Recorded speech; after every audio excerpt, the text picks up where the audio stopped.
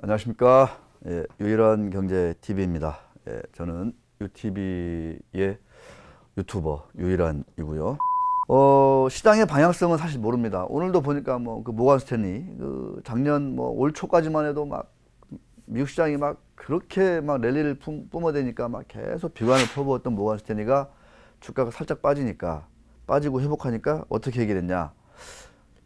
다우 지수가 한 2년 지나면 뭐 4만 선에 갈 거다. 이렇게 또 확 돌아섰습니다. 그러면서 오늘도 그 외신 헤드라인을 보면은 2009년 3월 달과 비슷하다. 채권 가격과 주식 밸류에이션의 그 상대적인 그 가격 비교를 해봤더니 2009년 3월과 같다. 유사하더라. 그때가 언제냐? 그때부터 미국 주식 시장은 11년 최장 기간의 호황을 누렸다. 그때하고 똑같다는 거예요, 지금이. 워런 버핏은 이 와중에 주식을 다 팔고 있지 않습니까? 보잉도 팔았고, 골드만삭스도 팔았고. 뭐 일각에서는 그래요. 버핏이 판 골드만삭스 주가가 오늘, 지난밤에도 급등했잖아요. 야, 이제 버핏도 함을 갔거나 이런 얘기 하는데, 그렇지 않다고 봅니다, 저는.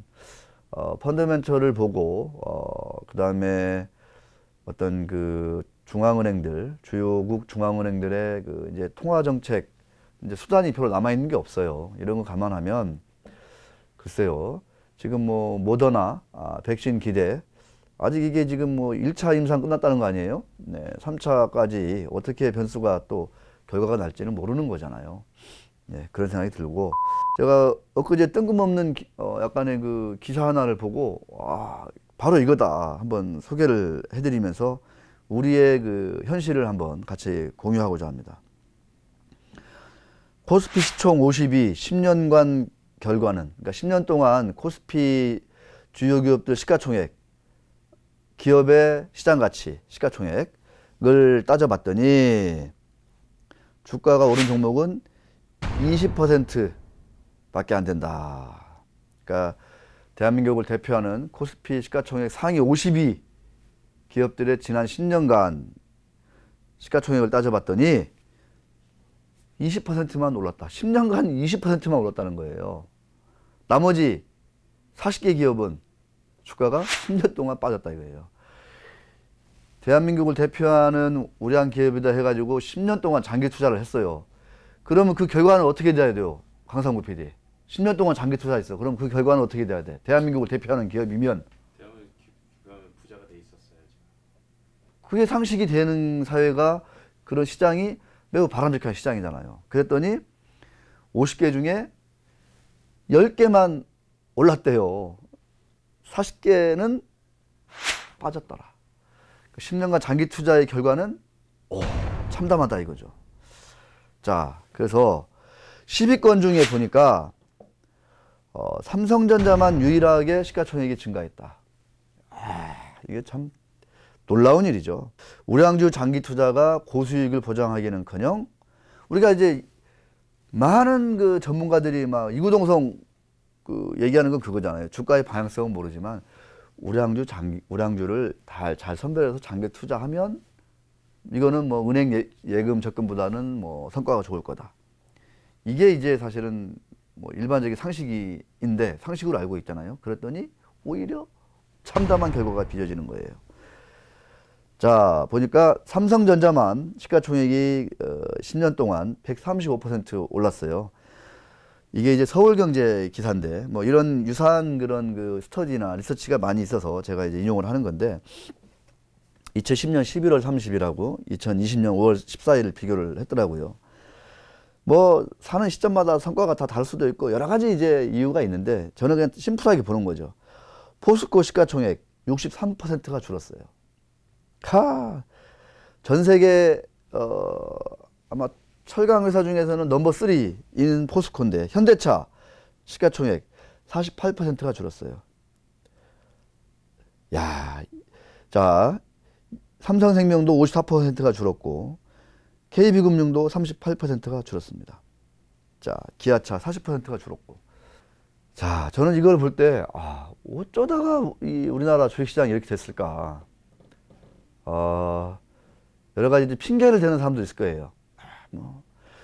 우리나라 제조업 경쟁력이 뭐 중국이 막 부상하면서 뭐 뒤처지고 그러면 뭐 이 중국이 막 기운이 융성하는 가운데 우리나라 제조업들이 경쟁할 수 있겠냐 이런 얘기도 하고 또 뭐 대한민국의 인구가 뭐 정점을 찍고 뭐 인구가 이제 곧 감소하면서 뭐 경제 성장률이 뭐 어쩌고 뭐 둔화되고 있고 뭐 그런 가운데서 뭐 주식시장은 성장성을 반영하는 건데 거기에 이제 있는 그 대표 기업들이 주가가 오를 리가 있겠냐?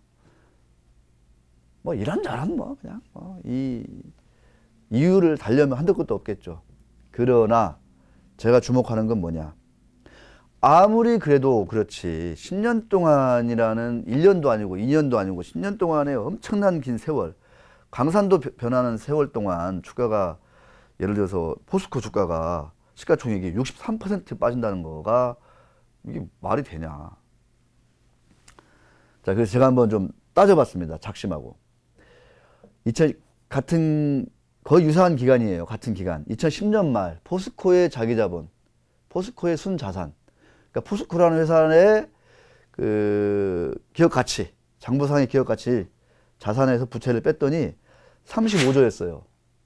그런데 2019년 말, 작년 말, 이 순자산이 47조 7,900억으로 얼마가 증가했냐? 36%가 늘었어요. 10년 동안. 근데 주가는 어떻게 됐다? 63%가 빠졌어요. 시장에서의 가격은. 기업의 장부상의 가치, 기업 가치는 36%가 올랐어요. 시장에서 매매되는 가격은 어때요? 63%가 줄었어요. 이게 뭐 포스코가 중국 철강 업체들한테 치이고 바치고 이래서 그렇다. 그럴 수도 있어요. 그런데요, 누가 뭐래도 포스코는 그 나름의 오랜 업력과 노하우, 경쟁력으로 해마다 꾸준한 이익을 내고 있고 그러면서도 탄탄한 입지를 다지고 있는 회사입니다. 근데 왜 이렇게 됐을까? 지난 10년간을 우리가 한번 되돌이켜 봐야 돼요. 주인이 없다, 뭐 지배주주가 없다 해가지고 막 뭐 MB 정권 때, 막 무슨 정권 때 막 오만 가지 막 뭐 자원개발 사업에 뛰어들고 막 무슨 뭐 말도 안 되는 가격에 뭐 어떤 회사를 인수했다가 부실 처리하고 구조조정하고 이런 것들이 막 제 머릿속에 막 가득해요. 막 그런 막 그 이슈들을 막 지난 10년간 포스코를 둘러싼 이슈. 그래서 막 뭐 회장이 바뀔 때마다 맨날 소환되고 뭐 검찰에 불력하고 대한민국을 대표하는 글로벌 몇 안 되는 글로벌 우량한 철강 회사가 지난 10년간 그런 일을 겪었어요. 이건 뭐냐? 회사의 주인이 없다는 이유로 정권이 바뀔 때마다 막 권력의 손을 타고 그럼 의사결정이 어떻게 돼요? 누구를 위해서 의사결정이 일어나요? 주주를 위해서? 임직원을 위해서? 하다못해 그 지역사회를 위해서? 아니에요. 그때 이사회에 이사를 내리꽂는 그런 어떤 그 장치들, 그런 의사결정 기구, 구조, 이런 거에 맞춰서 회사의 의사결정이 이루어지고 회사의 돈이 그렇게 지출이 되고 쓰여요. 그 과정에서 주주가치는 어떻게 돼요? 주주가치는 보호받아요? 증가해요? 증가할 리가 없죠. 안 그래요? 이거 상식이잖아요. 포스코 일대주주 누구다? 국민연금이다. 자, 국민연금은 지난 10년 동안 어떻게 돼요? 자기가 들고 있는 기업의 가치는 10년 동안 3.6%, 단순하게 그냥 연 3.6%씩 증가했어요. 그냥 보면 은행 이자보다도 더 많이 증가했잖아요. 근데 주가는 어떻게 됐어? 그동안에 63%가 빠졌어요. 국민연금 일대주주인 국민이 어떻게 돼요? 내 국민연금 가입자인데 그만큼 손실을 본 거예요. 이게 진짜 심각한 일이라니까요. 그래서 어떻게 해야 된다? 그래서 커퍼레이트 거버넌스 얘기를 하는 겁니다. 기업 지배구조를 주주와 그다음에 임직원과 그다음에 지역사회와 그거를 둘러싼 그 나라의 친화적으로, 그 시장의 친화적으로 바뀌어야 돼요. 바꿔줘야 돼요. 주주를 위한, 주주를 중시하는 지배주주든 일반 주주든 주주의 가치를 최우선으로 하는 이사회를 꾸려놓지 않으면 포스코는 앞으로 어떻게 돼요? 선거를 통해서 정권은 바뀌기 마련이잖아요. 그럼 바뀔 때마다 또 외풍에 시달려야 돼요. 그럼 주주들은 어떻게 돼요? 보호받지 못하죠. 국민연금 우리 가입자는 보호받지 못하는 거예요. 자, 현대차 같은 기간에 개별 재무제표를 비교해 봤더니 자기 자본이 27조에서 54조로 그쵸? 약 90% 정도 증가했어요. 이렇게 많이 증가했군요. 요건 한번 이게 맞을 수도 있고 이제 개별 재무제표를 제가 비교했는데 혹 제가 이제 개별 제표하고 연결 제표를 제가 헷갈릴 수도 있어요. 자, 근데 어쨌거나 분명한 건 뭐냐면 10년 동안 현대차의 기업 가치, 우리가 재무제표를 통해 드러나는 현대차의 기업 가치는 많이 증가했습니다. 매우 많이. 근데 주가는 어떻게 됐다? 48% 줄었다. 반토막이 났다는 거예요. 시가총액은. 현대차, 국민연금이 현대차 주식을 얼마나 주고 있어요? 수조 투자하고 있습니다. 수조. 자, 현대차의 어떤 그 지배구조를 둘러싼 가장 큰 이슈는 뭐예요? 여기도 역시 이제 경영권 승계 문제가 있는 거고, 그것 때문에 뭐 엘리엇과 한판 붙기도 했고, 또 앞으로 또 기업 그 지배구조가 어떻게 또 바뀔지, 여기도 이제 지금 아직은 이제 베일에 쌓여 있잖아요. 다행히 고무적인 건 뭐냐? 현대차의 거버넌스가, 이사회가 지난 어떤 여러 가지 시행착오를 겪으면서 주주 가치를 중심으로 변화하기 시작했다. 얼마 전에 정의샘 부회장은 직접 주가가 빠지니까 자사주를 사서 뭐 나름 개인적으로 이득도 취했지만, 그런 거 보면 주주들하고 내가 같이 좀 이렇게 같은 배를 타고 있구나, 이런 생각을 이제 하기 시작한 것 같아요. 자, 그것을 더 먼저 실행한 회사가 어디다? 삼성전자다. 그걸 더 먼저 자의반 타의반 깨닫고 실행한 회사가 어디다? 삼성전자다. 2010년 말, 이게 연결 기준이죠. 89조인 자기 자본이 2019년 말 263조. 엄청나게 늘었어요. 약 194%가 증가했으니까 진짜 많이 는 거죠. 삼성전자가 지난 10년간 정말 돈을 많이 벌었어요. 그래가지고 기업의 가치가 껑충 뛰었어요. 근데 요 몇 년 사이 삼성전자가 어떻게 돼요? 주주 친화적인 정책을 많이 쏟아냈잖아요. 배당금도 올리고 자사주도 많이 사가지고 수확하고, 이런 거를 꾸준히 하겠다.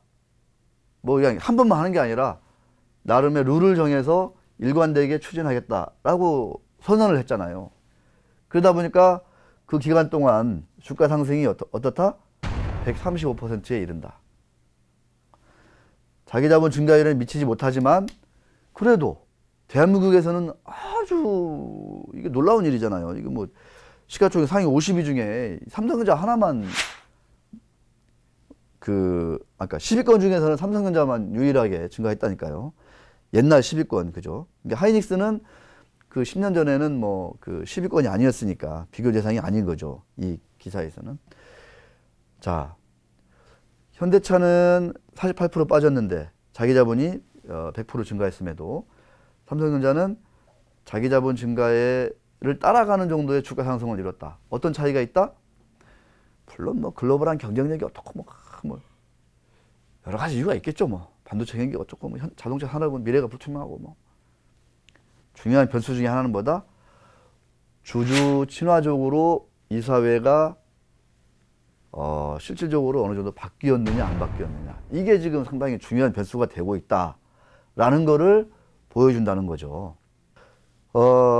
이렇게 딱 대한민국을 대표하는 몇몇 제조회사들 딱 그 10년 동안의 주가 흐름, 10년 동안의 기업 가치의 변화, 그 속에서 일반 주주인 국민연금이 진짜 가치가 얼마나 쪼그라들고 늘은, 국민연금요, 지난 10년간 해외 투자 안 들렸으면 완전히 쪽박입니다. 완전히 쪽박. 주식 투자. 예를 들어서 국민연금이 지금 주식 투자분이 국내외 합쳐가지고 한 250조가 넘어요.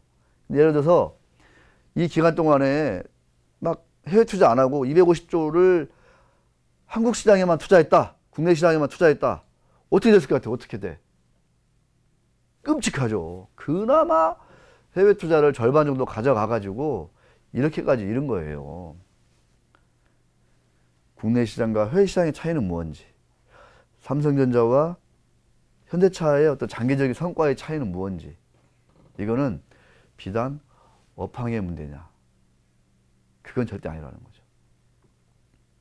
이 사회가